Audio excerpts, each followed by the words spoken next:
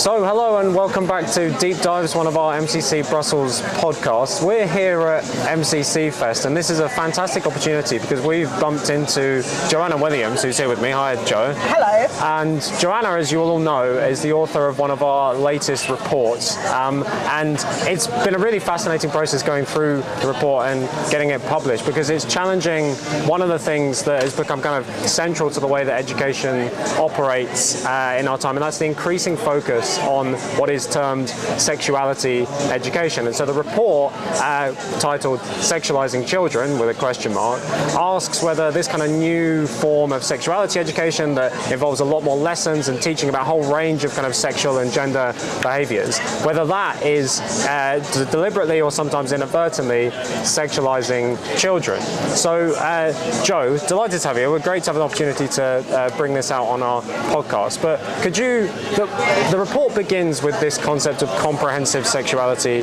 education. Could you just outline, what do they mean by comprehensive sexuality education? Why is it comprehensive? What does sexuality mean in this context? Could you just outline a few things about that? Yeah, thank you. So I think the first point to make is that there's very, very little relationship to the sex education that people of my age and around my age would have had in the past. Children actually learn little, ironically, about the biological facts of sexual reproduction, and the clue in the name, really comprehensive. It's very, very all-encompassing. It's meant to be from the first moment a child comes into contact with school until the last moment before they leave, and the focus is much more on sexuality as an identity, including gender and different sexual practices, sexual behaviours, sexuality as an identity rather than the actual biological facts of sexual reproduction. So this paves the way for a much more political framework to be imposed upon children, a real kind of ideological project. So, Joanna, you've touched already this concept of sexuality is somehow broader than sex education. They're talking about, presumably, as you say, like gender identities, whether people might feel transgender, all these kind of things. If we get into it, what is the content of what they're actually teaching? Can you give us a few examples of what kind of passes under the rubric of sexuality education? Well, this is the really shocking thing. I think actually absolutely nothing is off limits when it comes to these classes, and particularly in the UK, researchers have thrown up some, I think, very shocking examples of highly sexualized content, teaching children about everything, beginning with masturbation through to oral sex, anal sex, you name it. The limit seems to be the teacher's imagination and the curriculum writer's imagination. Really very, very graphic content that children are being exposed to through these lessons. And I think it is very sexualized, and the message that seems to come through is that all that's important is consent, and as long as both or all parties are consenting, then nothing should be off limits. And the role of the teacher almost then becomes to almost expand the child's sexual imagination, to put before the child like an array of sexual options that they could then in future or even in the present give their consent to. Yeah, no, this was one of the really interesting things in the report is how, obviously consent is really crucial and important part of sex, and sex education should kind of touch on that and focus on that a bit. But what was really interesting in the report was the examples you gave of how this was, as you say, people being not just taught about consent, but prepared to consent to new things. And this whole range of things, which, as you touch on the report, is not just it's not just we're talking about kind of 16, 17, 18-year-olds. We're talking like right down to kind of kids almost in nursery, right, where this applies. So yeah, tell us a bit more about the kind of range of age ranges that kind of be under the rubric of comprehensive sexuality education. How is this kind of going across the age range? Yeah, well, the technical term for it in relation to pedagogy is a spiral curriculum, and what that means is that you introduce the same topic year after year after year, gradually increasing the content and expanding the scope of discussion. So the same kind of practices such as gender identity, or ideas around different types of sexuality will be returned to repeatedly over at least 10 years of a child's education. So in the first year you might might introduce the idea that, you know, there are boys and girls, and not everybody who's born a boy still wants to be a boy, and not everyone who's a girl still wants to be a girl, and you return to this repeatedly over the course of a much longer period. But I just wanted, if you don't mind, to come back to the points you were making around consent, because I think there's a really interesting discussion to be had there. I think consent seems to be crucial, is one of these points that would be returned to again and again. So even when a child is a very tiny baby, you know, children, it's introduced to the idea of consent even at that age, even in the nursery school. So the idea that if you're playing with your tiny baby classmates in the nursery, you know, you should be asking consent to touch. And when parents even are perhaps as ridiculous as changing a baby's nappy, they should go through almost a formal conversation of introducing the baby to the idea of consent, which is ridiculous. Obviously, nobody does this in practice, or you hope nobody does this in practice, but it's all about introducing children to these concepts repeatedly, kind of throughout the time of their education. Yeah. But the consent thing, you know, children are not taught that they can say no, you know, and I think actually until the age of 15, 16, there's actually a good case just for saying to children, do you know what, say no. You know, you don't have to do these things. I think as soon as you introduce the idea of consent, it puts the moral responsibility onto children, but they have to make a choice, you know, that this is something that they can say yes to. So immediately it seems as if they have to make a choice about this, and what they're presented with is a range of options they can say yes to, rather than just a straightforward, you can say no. Yeah. And I think that's really important. The other thing you see in relation to this is a real blurring in the language between child and young person. So the word child and children are actually used very rarely, and the documents refer repeatedly to young people or a young person, which again has the impact of just completely blurring the boundaries between children who should be saying no and actually can't consent to sex under many national laws, and young adults who clearly can. Yeah, well, one of the things you touched on there that I think is very interesting, again it comes out in the report, is the way in which this kind of like new framework and language that involves consent a bit also involves kind of expressing gender identities, and the examples you gave around babies and stuff are part of this as well, is the way in which it kind of erects a new vocabulary that young people are expected to kind of express, that actually makes the process of sexuality, if you like, that actually makes that process kind of much more artificial. So instead of people discovering through the normal course at the appropriate time in life that there's such a thing as sex and you have to navigate it and figure out, instead you have this kind of artificial vocabulary. And in relation to this, I'm always interested because it seems to me that one of the striking features of young people, and when you read the kind of some of the sociological studies that are done about how young people relate to sex and things, is that they seem kind of like stilted and artificial. It's like they haven't gone through a process of discovery themselves, and instead they have this framework imposed on them, so they can't actually kind of develop normally or organically in relation to relationships. Yeah, right? No, I think this is absolutely true, and the part that always strikes me is that children are taught about masturbation from a very, very early age. You know, in the primary school, many primary school teachers will actually include lessons in masturbation, and it always shocks me and just makes me laugh in a way, because this has been going on, you know, a surprising long period of time now. I mean, at least over about 20 years. But do we seriously think that prior to 20 years, you know, no child or teenager, you know, ever masturbated because they were not having lessons? You know, seriously, did children and teenagers not kind of discover this for themselves? Do they need formal lessons in the classroom? But I think you're right. You know, I think there's two things going on. One is having lessons in this, it kind of desensitizes you in a way. It brings something that is like the most private act into the public sphere of the classroom, and it erodes that private-public boundary. And when you do that in one particular sphere in relation to sex and sexuality, it kind of erodes the child's whole capacity to have a private life, I think. It really puts the inner realm of a child at risk. It's this idea that the most intimate parts of your life, the most private parts of your life, should be subject to this public discussion in the context of the classroom. And then I think you're absolutely right. You know, you then are really taught a framework for making sense of these most intimate and private parts of your life. which may actually contradict the values that children are getting from the home environment. Yeah, well, that's actually the next thing I wanted to touch on is the breakdown of the public-private, the contradiction of values between the kind of official narrative and maybe people's natural or home environment. Because one of the things you go through in the report really well is the degree to which this isn't just like a kind of series of do-gooders who thought, oh, you know what, isn't it important that we learn about sex and consent and all these things. Actually, what you sketch in the report is how at play here is kind of a very conscious agenda to remake people's values and experiences in relation to sex and sexuality. Could you expand a little bit on that?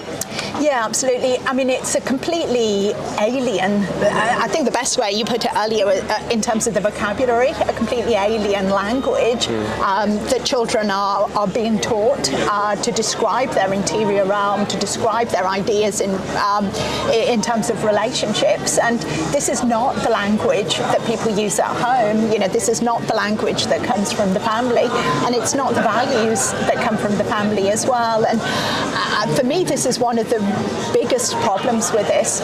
You know, this project of teaching comprehensive sexuality education, it does completely undermine the role of the family in transmitting the values that people within that family unit think are important in relation to sex, sexuality, relationships, you know, whether that's derived from religion or just derived from their own kind of experiences. Instead, we're giving children this kind of externally imposed system for making sense of the world.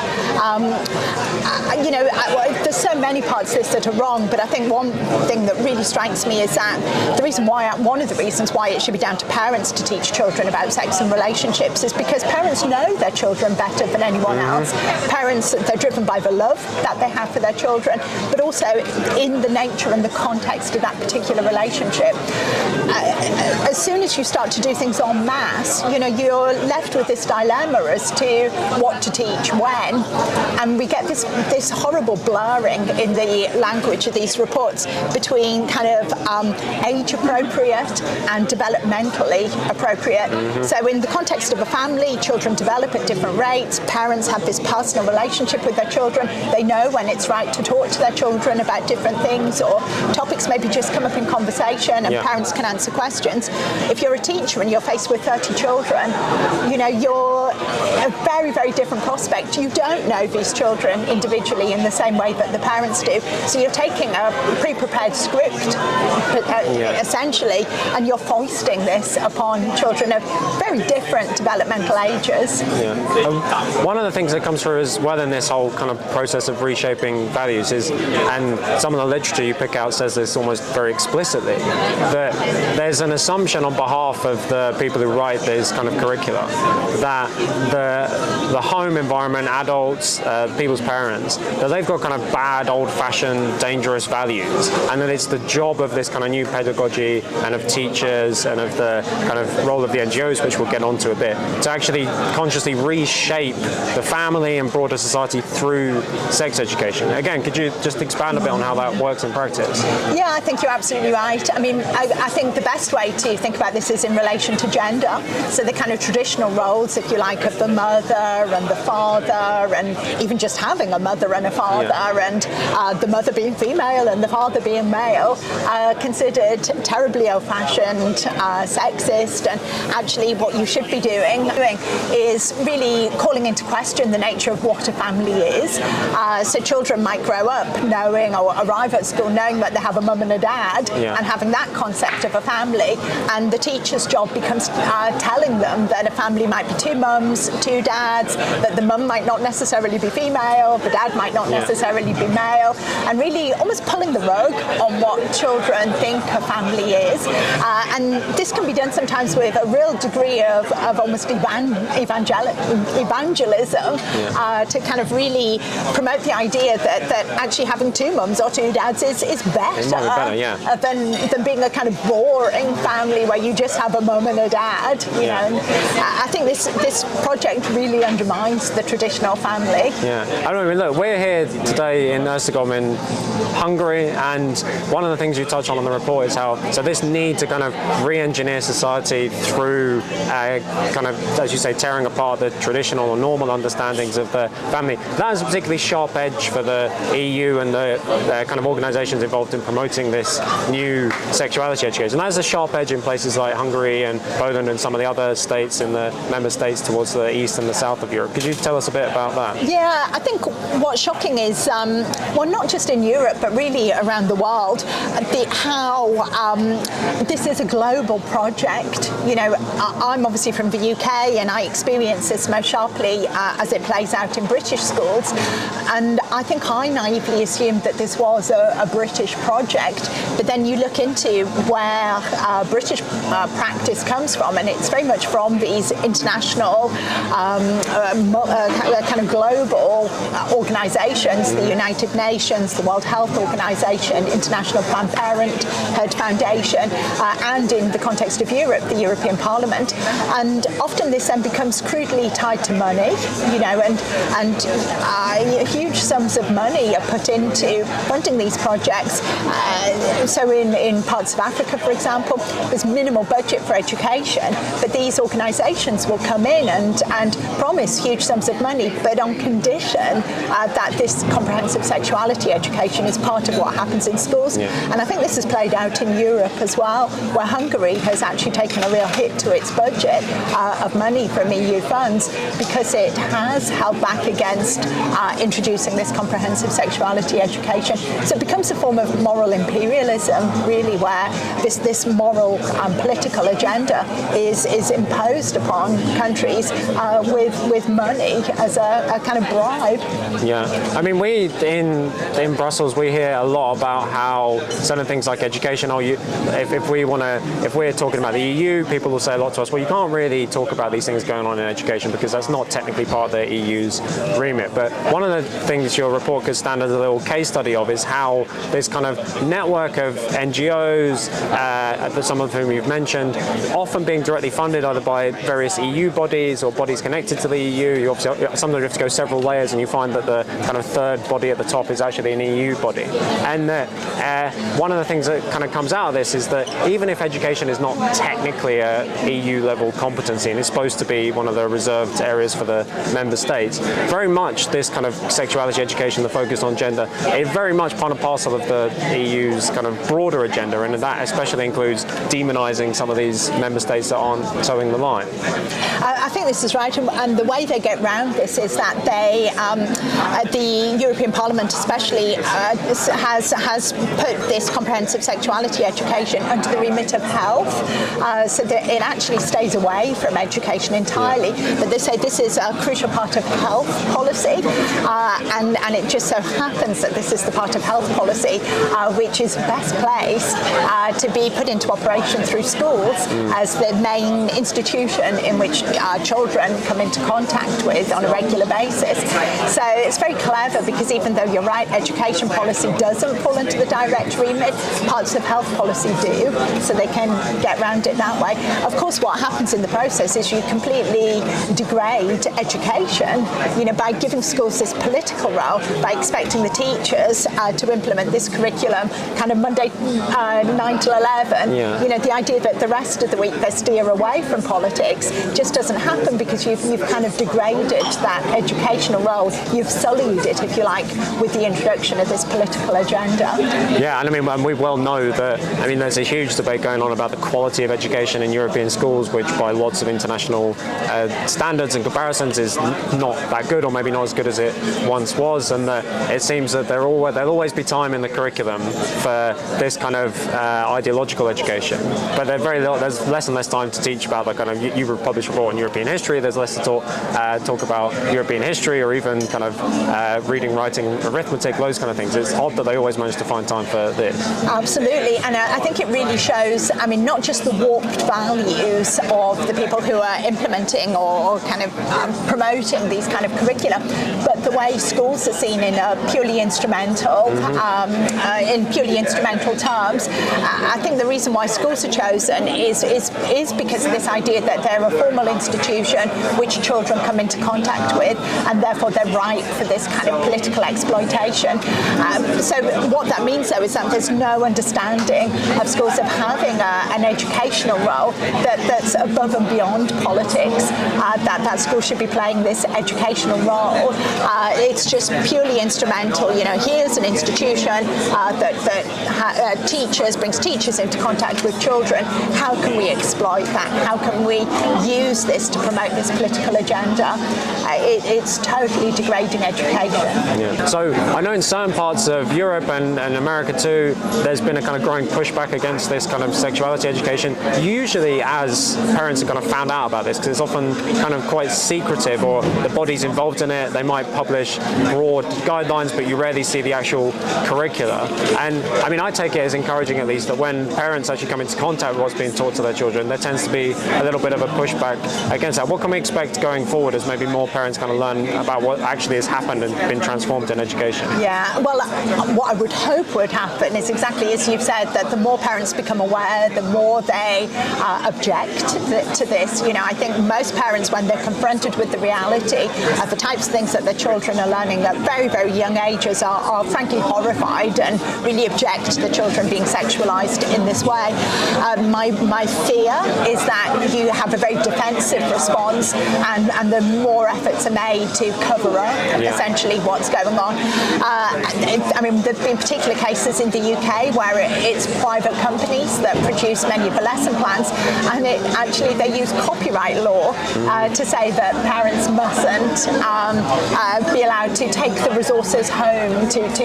Children can't take the lesson plans home, and parents can't share in that way, and that actually stops parents sharing what they know with each other and starting a dialogue about this.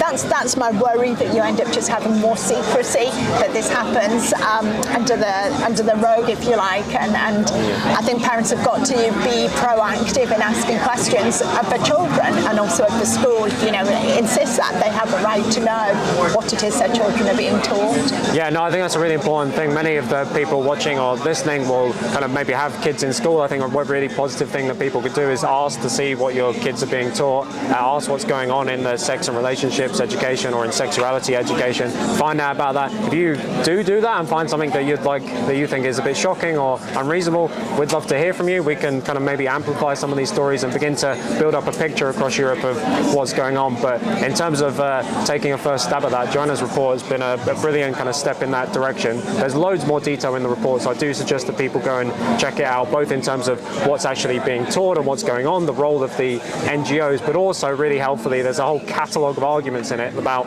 why this process is bad. So I think it equips people with some of the arguments you might need to take this to the kind of authorities in charge of making these decisions and say, hey, this is not appropriate for children in many contexts. This is something that we as parents should be deciding on. And I think, there's loads of arguments in the report. So do go and check that out. But for now, thanks for taking some time during the festival, Joanna. Really good to speak to you. Thank you very much. Real pleasure. Cheers.